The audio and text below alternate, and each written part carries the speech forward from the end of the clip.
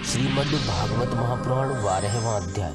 परीक्षित का जन्म। शौनक जी ने कहा, अश्वत्थामा ने जो अत्यंत तेजस्वी ब्रह्मास्त्र चलाया था उससे उत्तरा का गर्भ नष्ट हो गया था, परंतु भगवान ने उसे पुनः जीवित कर दिया। उस गर्भ से पैदा हुए महाज्ञानी महात्मा परीक्षित के, जिन्हें सुखदेव ने ज्ञानोपदेश दिया था, जन्म कर्म मृत्यु और उसके बाद जो गति उन्हें प्राप्त हुई वह सब यदि आप ठीक समझें तो कहें। हम लोग बड़ी श्रद्धा के साथ सुनना चाहते हैं। सूत जी ने कहा, धर्मराज युधिष्ठिर अपनी प्रजा को प्रसन्न रखते हुए पिता के समान उसका पालन करने लगे। भगवान श्री कृष्ण के चरण कमलों के सेवन से वे समस्त भोगों से निष्प्रह हो गए थे। शौनक आदि ऋषियों, उनके पास अतुल संपत्ति थी। उन्होंने बड़े बड़े यज्ञ किए थे तथा उनके फलस्वरूप श्रेष्ठ लोकों का अधिकार प्राप्त किया था। उनकी रानियां और भाई अनुकूल थे। सारी पृथ्वी उनकी थी। वे जम्बूद्वीप के स्वामी थे और उनकी कीर्ति स्वर्ग तक फैली हुई थी। उनके पास भोग की ऐसी सामग्री थी जिसके लिए देवता लोग भी लालायित रहते हैं, परंतु जैसे भूखे मनुष्य को भोजन के अतिरिक्त दूसरे पदार्थ नहीं सुहाते, वैसे ही उन्हें भगवान के सिवा दूसरी कोई वस्तु सुख नहीं देती थी। शौनक जी, उत्तरा के गर्भ में स्थित वह वीर शिशु परीक्षित जब अश्वत्थामा के ब्रह्मास्त्र के तेज से जलने लगा, तब उसने देखा कि उसकी आंखों के सामने एक ज्योतिर्मय पुरुष है। वह देखने में तो अंगूठे भर का है, परंतु उसका स्वरूप बहुत ही निर्मल है। अत्यंत सुंदर श्याम शरीर है। बिजली के समान चमकता हुआ पीतांबर धारण किए हुए है। सिर पर सोने का मुकुट झिलमिला रहा है।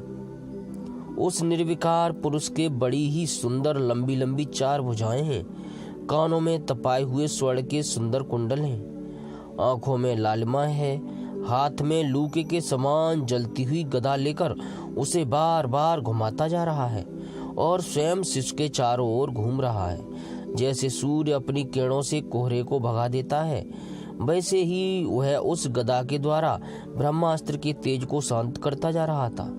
उस पुरुष को अपने समीप देखकर वह गर्भस्थ शिशु सोचने लगा कि यह कौन है।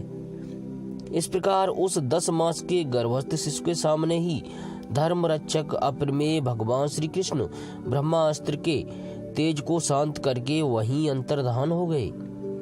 तदनंतर अनुकूल ग्रहों के उदय से युक्त समस्त सद्गुणों को विकसित करने वाले शुभ समय में पांडु के वंशधर परीक्षित का जन्म हुआ।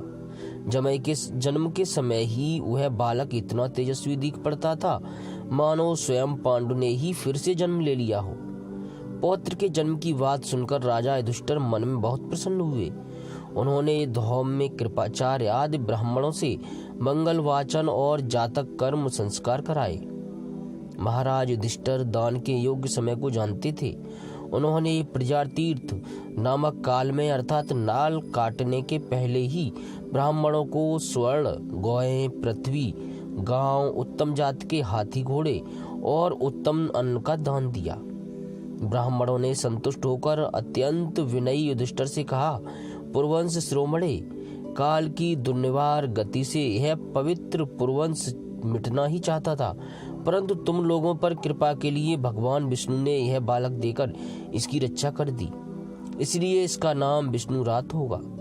निसंदेह यह बालक संसार में बड़ा यशस्वी है, भगवान का परम भक्त और महापुरुष होगा।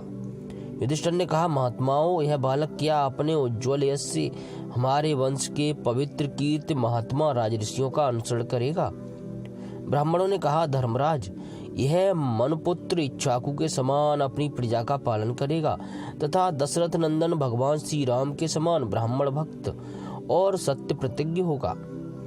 यह उसी नगर नरेश शिव के समान दाता और शरणागत वत्सल होगा तथा यज्ञिकों में दुष्यंत के पुत्र भरत के समान अपने वंश का यश फैलाएगा।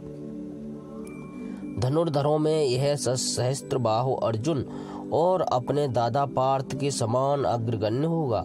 यह अग्नि के समान दुर्धस और समुद्र के समान दुस्तर होगा। यह सिंह के समान पराक्रमी, हिमाचल की तरह आश्रय लेने योग्य, पृथ्वी के सदृश तितिक्षु और माता पिता के समान सहनशील होगा। इसमें पितामह ब्रह्मा के समान समता रहेगी। भगवान शंकर की तरह यह कृपालु होगा और संपूर्ण प्राणियों को आश्रय देने में यह लक्ष्मीपति भगवान विष्णु के समान होगा। यह समस्त सद्गुणों की महिमा धारण करने में श्री कृष्ण का अनुयायी होगा। रंतिदेव के समान उदार होगा और ययाति के समान धार्मिक होगा।